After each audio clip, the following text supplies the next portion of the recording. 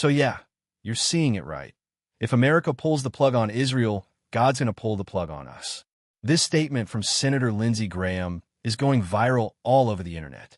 Now, Lindsey Graham, as you probably know, is a big name in U.S. politics and a staunch supporter of Israel and what they're doing.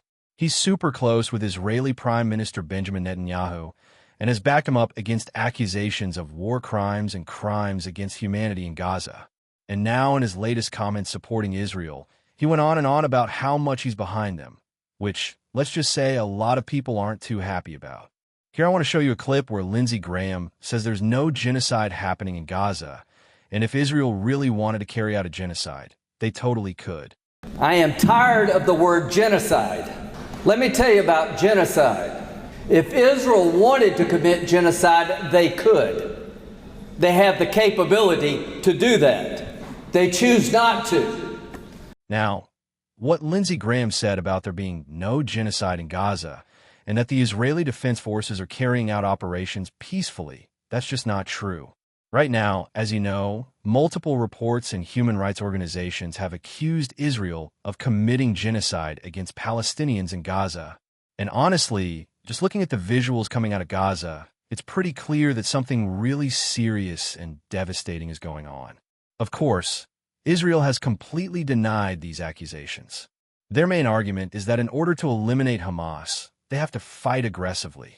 They claim that Hamas operates from within civilian areas, like residential buildings, schools, and hospitals, and uses people as human shields. So, from their side, they say it's extremely hard to avoid civilian casualties, even if they're trying to minimize harm.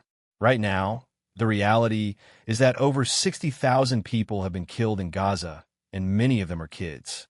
Israel really needs to understand that if they keep carrying out operations like this, the whole world, aside from the U.S., is going to start isolating them. And honestly, that's already starting to happen. If you look at this map, you'll see that a lot of countries have already officially recognized Palestine as a separate state. And many more are in the process of doing the same. A lot of European countries are heading in that direction, and even France recently announced they'll recognize Palestine. Australia is also joining that list. That list is only going to keep growing from here.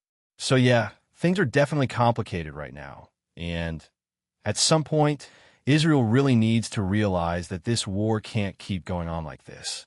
But honestly, I don't think Israel is going to stop anytime soon. Recently, during a security cabinet meeting, Benjamin Netanyahu announced plans to take control of Gaza City. He defended the plan by saying Israel has no choice but to finish the job and defeat Hamas once and for all.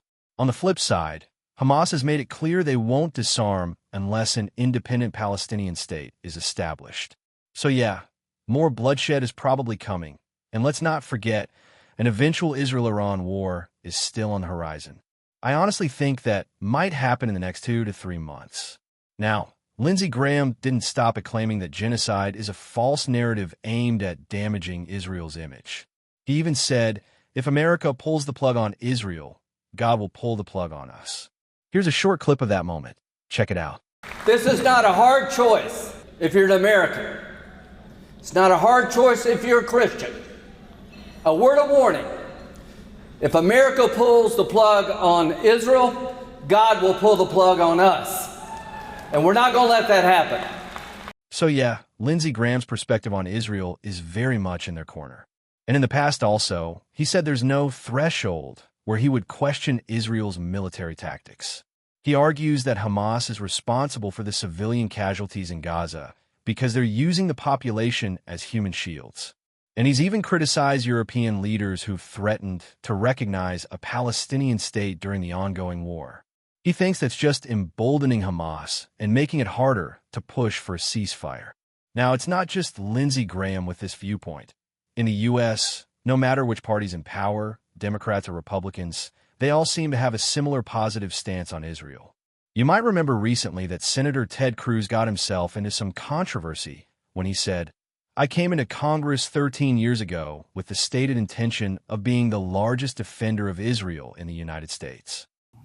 I came into Congress 13 years ago with the stated intention of being the leading defender of Israel in the United States Senate. Great. And I've worked every day to do that. Well, that's Ted Cruz's take, but it's not just him. House Speaker Mike Johnson, Secretary of Commerce Howard Lutnick, and so many other U.S. officials have the same stance on Israel. Now, when it comes to President Trump, his stance is a bit more mixed. He has acknowledged that Israel's actions in Gaza are serious, including blocking food from entering. But we can't forget that his administration is the most pro-Israel in U.S. history. The bombing of Iran under Operation Midnight Hammer is a prime example of that. And if tensions with Iran escalate again, which, let's be honest, seems likely, the U.S. will probably interfere once more and end up fighting against Iran. The situation in the U.S. regarding Israel is getting tense. The U.S. is really the last major country still backing Israel to this extreme degree, while more and more nations are losing patience. Countries are boycotting Israeli products, trolling Israelis online, and even banning Israelis from entering their countries. So yeah, things are definitely getting messy. I honestly hope Israel announces they're wrapping up their mission in Gaza soon, because that would probably be good for everyone involved. So what do you think about Lindsey Graham's stance? Do you support it or not? I'd love to hear your thoughts. Thanks for watching, and I hope you all have a wonderful day.